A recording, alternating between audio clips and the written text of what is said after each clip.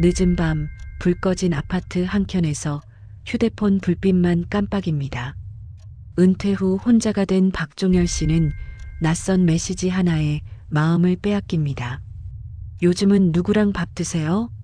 따뜻한 한마디에 오래 눌러온 외로움이 스며듭니다. 며칠 뒤 그는 처음으로 화상 통화를 걸었습니다. 화면 속엔 낯선 여자의 미소, 그리고 그 순간 녹화 버튼이 눌렸습니다. 다음날 새벽 당신 영상 저장했습니다라는 메시지가 도착합니다. 그의 손끝은 얼어붙고 한순간 삶은 낯선 공포 속으로 떨어집니다. 그저 대화 한 번 나눴을 뿐인데 그의 세상은 송두리째 흔들렸습니다. 외로움이 만든 틈, 그 속에서 범죄는 얼마나 교묘하게 스며들었을까요? 그리고 박종열 씨는 그 지독한 협박 속에서 어떤 선택을 하게 되었을까요? 청주의 오래된 아파트 단지에 아침 햇살이 조용히 스며듭니다. 박종열 씨는 식탁에 앉아 혼자 밥을 먹습니다. 반찬은 김치 한 가지뿐이지만 그는 늘 그렇듯 말없이 젓가락을 옮깁니다. 식탁 위 달력이 어제 날짜에서 멈춰 있고 시계 초침만 공허하게 움직입니다. 은퇴 후 2년 하루가 길어졌습니다. 친구들과의 연락도 줄었고 아내와는 몇 해 전 별거 중입니다. 그는 예전엔 공무원으로 누구보다 꼼꼼한 사람이었지만 요즘은 휴대폰 문자 하나 보는 것도 쉽지 않습니다. 요즘은 뭐가 이렇게 다 복잡해 중얼거리며 작은 한숨을 내쉽니다. 오후가 되어 그는 동네 주민센터로 향합니다. 디지털 기초교육이 있다며 이웃 김노인이 권했던 수업입니다. 강의실에는 비슷한 또래의 사람들이 앉아 있고 젊은 강사 김주연 씨가 환하게 인사를 건넵니다. 오늘은 스마트폰으로 친구를 찾아보는 걸 해볼 거예요. 박 씨는 손끝으로 화면을 더듬으며 조심스레 앱을 눌러봅니다. 처음엔 낯설고 어려웠지만 다른 수강생들이 웃으며 따라하자 자신도 모르게 미소가 번집니다. 그의 손끝에는 오랜만에 느껴보는 설렘이 살짝 스쳤습니다. 집으로 돌아오는 길, 그는 휴대폰을 다시 꺼내 앱을 열어봅니다. 이름 모를 사람들의 사진과 짧은 소개가 화면에 줄지어 뜹니다. 그는 손끝으로 천천히 넘기다 한 프로필에 멈춥니다. 이유나 29세, 책 읽는 걸 좋아합니다. 사진 속 여자는 단정한 옷차림에 부드럽게 웃고 있었습니다. 그는 가만히 그 사진을 몇 초간 바라보다가 조심스레 안녕하세요라는 첫인사를 눌렀습니다.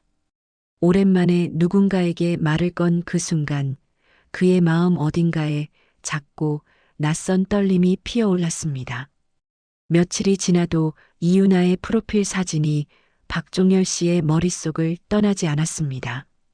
그는 잠이 오지 않는 밤마다 휴대폰을 열어 메시지를 확인했습니다. 그러던 어느 저녁 알림음이 울렸습니다. 오늘은 날씨가 참 포근하네요. 그녀의 첫 인사였습니다. 그는 허둥지둥 글자를 눌러 그러게요. 요즘 봄바람이 좋네요. 라고 답했습니다. 짧은 대화가 길어졌고 매일 밤마다 두 사람은 이야기를 나누기 시작했습니다. 처음에는 일상 이야기였습니다. 점점 대화는 서로의 외로움을 꺼내는 쪽으로 흘러갔습니다. 그녀는 요즘은 누구랑 밥 먹는 게 제일 부럽다고 했고 박 씨는 그 말에 괜히 마음이 저렸습니다. 그는 오래전에 아내와 다툰 일을 떠올렸습니다. 함께 밥을 먹던 기억이 문득 스쳐 지나갔습니다. 그녀는 따뜻한 문장과 부드러운 말투로 그 틈새를 파고들었습니다. 며칠 후 이유나는 조심스레 화상 통화를 제안했습니다. 얼굴을 보고 얘기하면 더 편하지 않을까요? 박 씨는 망설였지만 호기심이 이겼습니다. 화면 속에는 단정하고 젊은 여성이 나타났습니다. 그녀의 목소리는 부드럽고 웃음소리는 또렷했습니다. 그는 화면을 바라보며 마음이 붕 뜬 듯 했습니다. 대화는 점점 사적인 분위기로 흘러갔습니다. 그녀는 웃으며 장난스럽게 오빠는 좀 부끄러움 탓이네요. 라고 말했습니다. 순간 그는 얼굴이 붉어졌습니다. 그녀가 카메라를 향해 다가오자 박 씨의 손끝이 떨렸습니다. 그는 세상을 잊은 듯한 표정으로 휴대폰을 들고 있었습니다. 통화가 끝나자 화면이 검게 꺼졌고 방 안에는 이상할 만큼 깊은 정적이 흘렀습니다. 그는 잠시 멍하니 앉아 화면을 바라보다 천천히 휴대폰을 뒤집어 놓았습니다. 새벽 3시 정적을 깨는 알림음이 울렸습니다. 박종열 씨는 반쯤 감긴 눈으로 휴대폰을 들었습니다. 화면엔 낯선 이름이 뜨고 그 아래엔 짧은 문장이 있었습니다. 당신 영상 저장했습니다. 그는 순간 잠이 확 깼습니다. 이어서 도착한 사진에는 그가 화상 통화 중이던 장면이 그대로 담겨 있었습니다. 얼굴이 선명히 보였고 옷은 벗겨진 상태였습니다. 손끝이 얼어붙은 듯 움직이지 않았습니다. 곧이어 또 하나의 메시지가 도착했습니다. 지금 바로 100만 원을 보내지 않으면 당신의 영상을 지인들에게 뿌립니다. 박 씨는 이게 장난인가 싶어 상대 프로필을 눌러봤지만 이미 삭제된 계정이었습니다. 그의 심장은 쿵쾅거렸고 손이 떨렸습니다. 잠시 후 또 다른 메시지가 날아왔습니다. 당신 휴대폰 주소로 문자, 사진 모두 확보 완료. 시간 안에 보내지 않으면 가족에게 보냄. 그는 숨이 막혔습니다. 박 씨는 황급히 은행 앱을 켜고 송금 버튼을 눌렀습니다. 제발 이걸로 끝나게 해주세요. 속삭이며 전송을 눌렀습니다. 하지만 몇 분 후 새로운 메시지가 도착했습니다. 좋아요. 이제 300만 원 더. 이번엔 10분 안에. 그는 휴대폰을 던지고 머리를 감쌌습니다. 얼굴에서 땀이 줄줄 흘러내렸습니다. 그는 불 꺼진 거실을 서성였습니다. 시계 초침이 크게 들렸고 밖에서는 바람이 창문을 스쳤습니다. 이걸 누가 알면 그는 입술을 깨물었습니다. 머릿속엔 가족, 이웃, 교회 사람들의 얼굴이 떠올랐습니다. 지금 이 사실이 알려지면 자신은 끝이라고 느꼈습니다. 그는 결국 휴대폰 전원을 꺼버렸습니다. 방 안은 어둡고 고요했지만 불안은 점점 커져만 갔습니다. 그날 이후 박종열 씨의 집은 시간의 흐름을 잃었습니다. 휴대폰은 여전히 꺼져 있었고 냉장고 속 반찬은 시들어갔습니다. 커튼은 닫힌 채로 며칠째 열리지 않았습니다. 식탁 위엔 미처 버리지 못한 빈 소주병이 쌓였고 방 안 공기는 눅눅하게 가라앉았습니다. 그는 의자에 앉은 채 꼼짝도 하지 않았습니다. 창문 너머로 들리는 아이들 웃음소리가 마치 다른 세상의 일처럼 들렸습니다. 이웃 김노인은 며칠째 불이 꺼지지 않는 창문을 보고 이상하다고 느꼈습니다. 그는 관리사무소에 연락했고 결국 아들 박준호에게 연락이 닿았습니다. 아들은 급히 서울에서 차를 몰고 청주로 내려왔습니다. 현관문 비밀번호를 눌러 들어가자 텅 빈 거실 한가운데에 아버지가 웅크린 채 앉아 있었습니다. 손에는 꺼진 휴대폰이 쥐어져 있었고 눈은 초점 없이 멍했습니다. 아버지, 무슨 일이에요? 준호의 목소리가 떨렸습니다. 박 씨는 입술만 달싹거렸습니다. 잠시 침묵이 흘렀고 그는 결국 휴대폰을 내밀었습니다. 그 안에는 몸캠 영상이라는 제목의 메시지 폴더가 남아 있었습니다. 준호는 얼굴이 하얗게 질렸습니다. 이걸 누가 아버지를 이렇게 만든 거예요? 그는 말을 잇지 못했습니다. 박 씨는 고개를 숙인 채 그냥 외로워서 그랬다라는 말만 반복했습니다. 그날 밤 경찰 신고가 접수되었습니다. 디지털 범죄 수사대 수사관들이 도착해 휴대폰을 복구했습니다. 이건 해외 서버를 둔 조직의 소행입니다. 피해자가 한둘이 아닙니다. 수사관의 목소리가 무겁게 울렸습니다. 박 씨는 고개를 들었지만 눈빛에는 여전히 부끄러움이 가득했습니다. 그는 자신이 범죄의 피해자임에도 불구하고 죄인이 된 듯한 기분이었습니다. 창밖에는 비가 내렸고 빗소리가 그들의 대화를 삼켜버렸습니다. 아들은 그 옆에서 아무 말 없이 아버지의 어깨를 감싸쥐었습니다.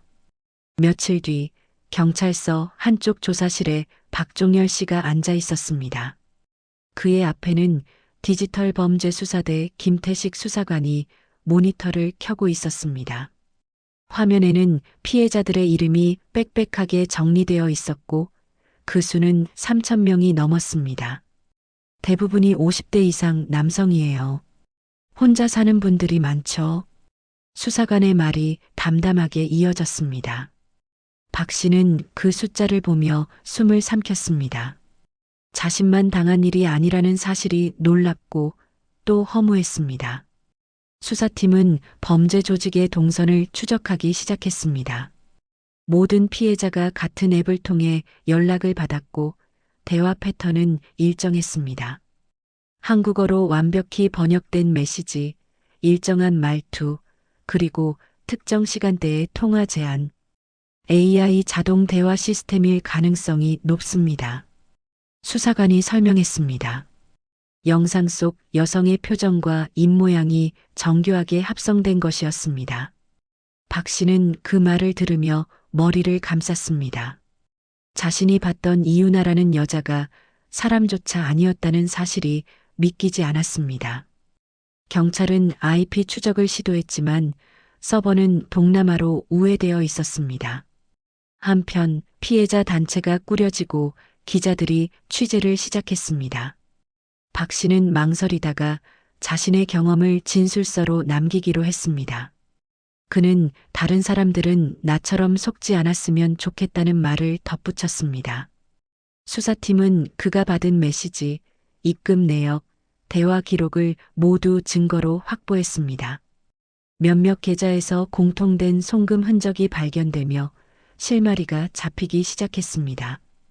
그날 밤 경찰은 국제공조 수사를 요청했습니다. 국제 송금 계좌를 따라가면 조직의 본거지가 드러날 가능성이 있었습니다. 그러나 동시에 범죄 조직은 계정을 모두 삭제하고 잠적했습니다. 박 씨는 뉴스 화면 속 몽캠피싱 조직 검거라는 자막을 멍하니 바라봤습니다. 그의 표정에는 안도와 분노가 뒤섞여 있었습니다. 한편으로는 다시 세상을 마주할 용기가 조금씩 생기고 있었습니다. 불 꺼진 조사실 창가 너머로 새벽빛이 스며들며 그는 천천히 눈을 감았습니다. 박종열 씨는 경찰의 권유로 피해자 지원센터를 찾았습니다. 작은 회의실 안에는 자신과 비슷한 또래의 남성들이 조용히 앉아 있었습니다. 누군가는 모자를 깊게 눌러쓰고 있었고 누군가는 눈을 감은 채 고개를 숙이고 있었습니다. 상담사 한미정 씨가 부드럽게 말을 꺼냈습니다. 이건 누구의 잘못도 아닙니다. 외로움은 누구에게나 찾아오니까요. 그 말에 회의실 공기가 조금 풀렸습니다. 박 씨는 처음엔 말을 하지 못했습니다. 그러다 다른 피해자가 저도 2천만 원을 잃었어요 라고 고백하자 눈물이 저절로 흘러내렸습니다. 그는 떨리는 목소리로 자신의 이야기를 꺼냈습니다. 그냥 사람 냄새가 그리웠어요. 순간 방 안의 모든 이가 고개를 끄덕였습니다. 그의 어깨를 두드리는 손길들이 이어졌습니다. 며칠 뒤 그 모임을 취재하던 지역 기자가 그의 이야기를 기사로 썼습니다. AI 여인의 속은 중년 남성들의 비극이라는 제목이었습니다. 기사에는 박 씨의 이름 대신 PC로만 표기되었지만 내용은 그의 현실 그대로였습니다. 그는 처음엔 창피했지만 이내 누군가에게 도움이 될 수도 있다는 생각이 들었습니다. 그날 이후 피해자들의 신고가 폭발적으로 늘었습니다. 디지털 범죄 수사대는 다시 수사망을 넓혔고 조직의 잔당들이 하나둘 검거되었습니다. 뉴스 속 자막에는 몽캠피싱 조직 국내 연계자 검거라는 문구가 떴습니다. 박 씨는 텔레비전을 보며 깊게 숨을 내쉬었습니다. 그가 두려워했던 세상이 조금은 바뀌고 있었습니다. 그는 손가락으로 텔레비전 화면을 가만히 쓰다듬었습니다. 그리고 속삭이듯 말했습니다. 이제 끝났네요. 오랜만에 그의 얼굴에 미묘한 평온이 번졌습니다. 창밖에서는 늦봄의 바람이 커튼을 살짝 흔들고 있었습니다. 봄 햇살이 따뜻하게 내리쬐는 아침, 박종열 씨는 주민센터 앞에 다시 섰습니다. 몇 달 전 두려움과 부끄러움으로 숨던 얼굴은 조금 단단해져 있었습니다.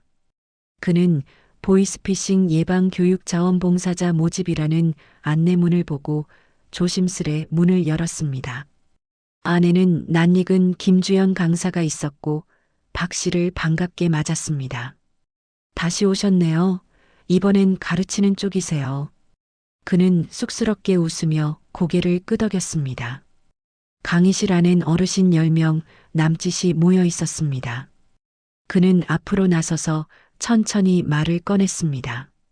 저도 얼마 전까진 이런 수업을 듣던 사람이었습니다. 하지만 한 번의 방심이 제 인생을 흔들었죠. 사람들의 표정이 진지해졌습니다. 박 씨는 실제 협박 메시지를 보여주며 차근차근 설명했습니다. 이런 문장은 절대 진짜 사람이 보낸 게 아닙니다. 절대 응하지 마세요. 그의 목소리는 떨렸지만 확신이 있었습니다. 강의가 끝난 뒤 한 어르신이 다가와 손을 꼭 잡았습니다. 덕분에 겁이 나던 스마트폰이 덜 무서워졌어요. 박 씨는 미소를 지으며 손을 잡아주었습니다. 그의 눈가에는 따뜻한 주름이 깊게 패였습니다. 그 순간 몇 달 전의 자신이 떠올랐습니다. 외로움에 흔들리던 그 밤이 이제는 다른 사람을 지키는 힘이 되어 있었습니다. 그날 저녁 그는 창가에 앉아 노을을 바라봤습니다. 창문 너머로 아이들의 웃음소리가 들려왔고 바람이 커튼을 스쳤습니다. 휴대폰 화면엔 수고하셨습니다라는 문자와 함께 경찰청 위촉장이 도착해 있었습니다. 그는 미소를 지으며 답장을 보냈습니다. 저도 누군가를 지킬 차례네요. 그의 하루는 다시 흘러가고 있었습니다. 이번에는 후회가 아닌 누군가의 안심으로 이어지는 하루였습니다. 몇 달이 흘러 박종열 씨의 이야기는 지역신문에 실렸습니다. AI에 속은 남자 그리고 다시 세상으로라는 제목이었습니다. 그의 얼굴은 공개되지 않았지만 많은 독자들이 댓글로 응원을 남겼습니다. 누군가의 용기가 또 다른 생명을 지킨다는 문장이 특히 그를 울렸습니다. 그는 휴대폰을 내려놓고 한동안 창밖을 바라봤습니다. 이제 그는 매주 한 번씩 노인복지관을 찾아가 강의를 이어갑니다. 처음엔 조심스럽던 발걸음이 이제는 자연스러워졌습니다. 혹시 이런 메시지 받아보신 적 있으세요? 그가 묻자 어르신들이 고개를 끄덕이며 웃었습니다. 그들의 반응 하나하나가 그를 살아있게 만들었습니다. 강의가 끝난 후 상담사 한미정 씨가 찾아와 손을 내밀었습니다. 당신 덕분에 신고 건수가 몇 배로 늘었어요. 정말 고맙습니다. 박 씨는 수줍게 웃으며 고개를 숙였습니다. 그는 자신이 피해자였던 시간을 부끄러워하지 않았습니다. 이제 그 시간은 누군가를 지키는 증거가 되어 있었습니다. 그날 저녁 복지관 앞 벤치에 앉은 그는 하늘을 올려다봤습니다. 바람이 얼굴을 스치고 붉은 노을이 천천히 사라졌습니다. 주머니 속에서 진동이 울렸고 경찰청 명예홍보대사 위촉식 안내문이 도착했습니다. 그는 천천히 미소 지으며 화면을 껐다가 다시 켰습니다. 오늘은 괜찮습니다. 조용한 목소리가 노을 속으로 흩어졌습니다. 화면이 어두워지며 자막이 떠올랐습니다. 그녀는 얼굴이 없었다. 하지만 외로움은 있었다. 박 씨의 이야기는 그렇게 끝났습니다. 그리고 나지막한 문장이 이어졌습니다. 이 이야기가 도움이 되셨다면 구독과 좋아요, 그리고 공유로 또 다른 피해를 막아주세요. 잔잔한 음악이 흐르며 화면이 완전히 검은색으로 바뀌었습니다.